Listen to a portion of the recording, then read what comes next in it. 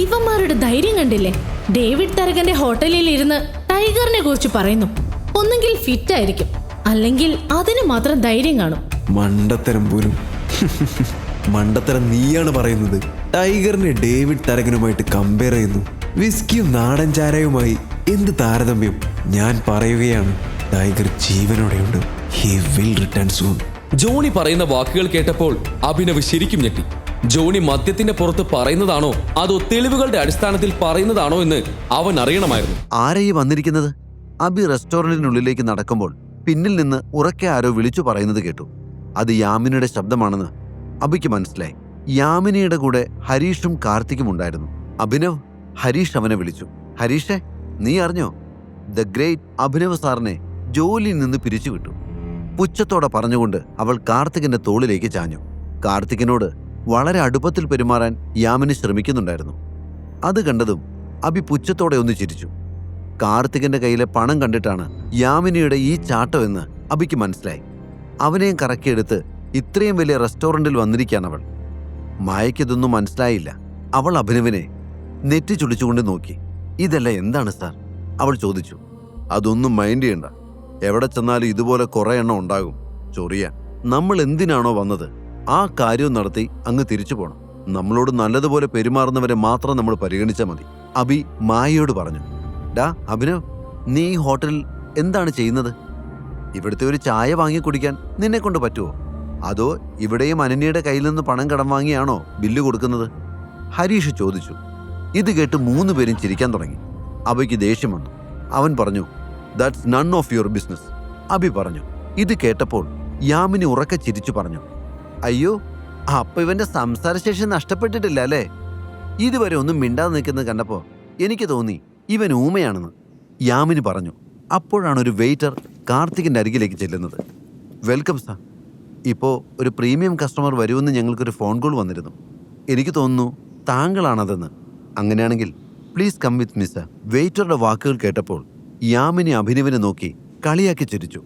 അവൾ ഗമയോടെ കാർത്തികിന്റെ കയ്യിലേക്ക് ഒന്നുകൂടി ചുറ്റിപ്പിടിച്ചു.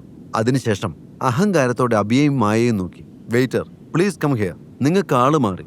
ഇപ്പം നിങ്ങൾ പറഞ്ഞ പ്രീമിയം കസ്റ്റമർ അയാളല്ല, ഞാനാണ്. അഭിനവന്റെ വാക്കുകൾ കേട്ടപ്പോൾ എല്ലാവരും അത്ഭുതപ്പെട്ടുകൊണ്ട് അവനെ നോക്കി.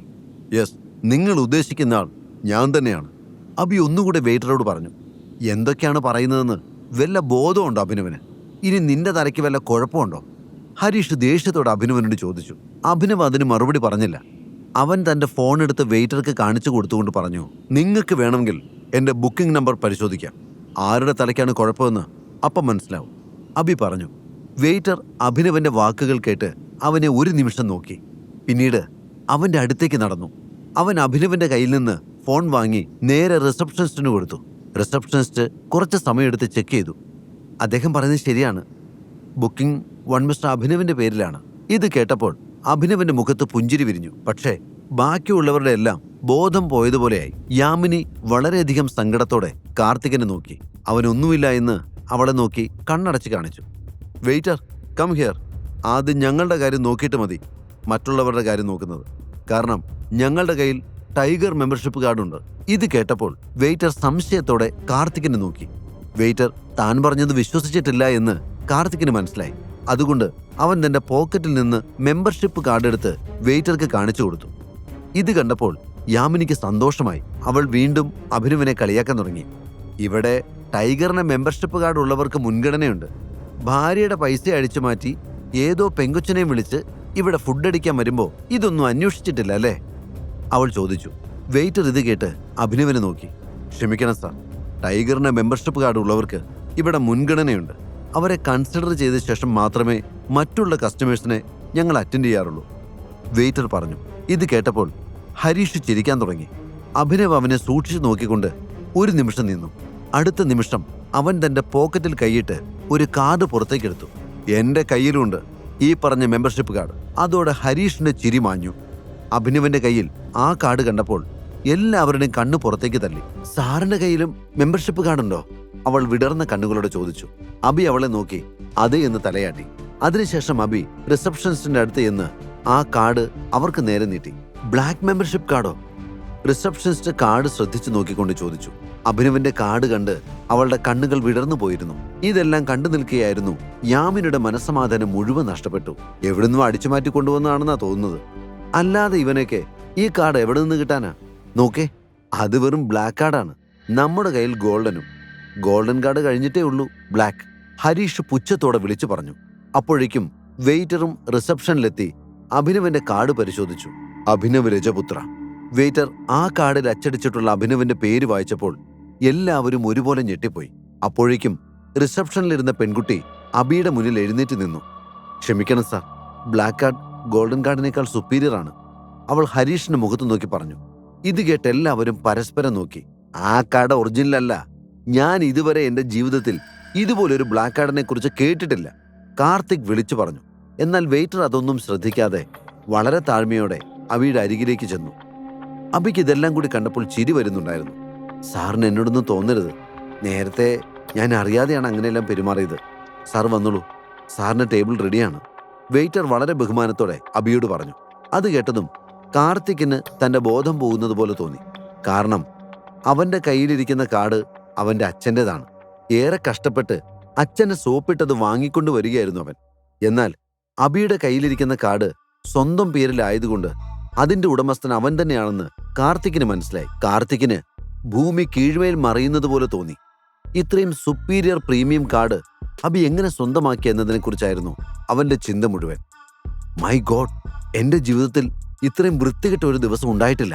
കണ്ട അണ്ടന്റെ അടകോടന്റെയൊക്കെ കയ്യിൽ മെമ്പർഷിപ്പ് കാർഡ് ഉണ്ടെന്ന് അറിഞ്ഞിരുന്നെങ്കിൽ ഞാൻ ഈ വഴിക്ക് പോലും വരില്ലായിരുന്നു. യാമിനി ആരോടൊന്നില്ലാതെ പറഞ്ഞു. തന്റെ കൺമുന്നിൽ നടന്നതൊന്നും വിശ്വസിക്കാൻ അവൾക്ക് കഴിയുന്നുണ്ടായിരുന്നില്ല.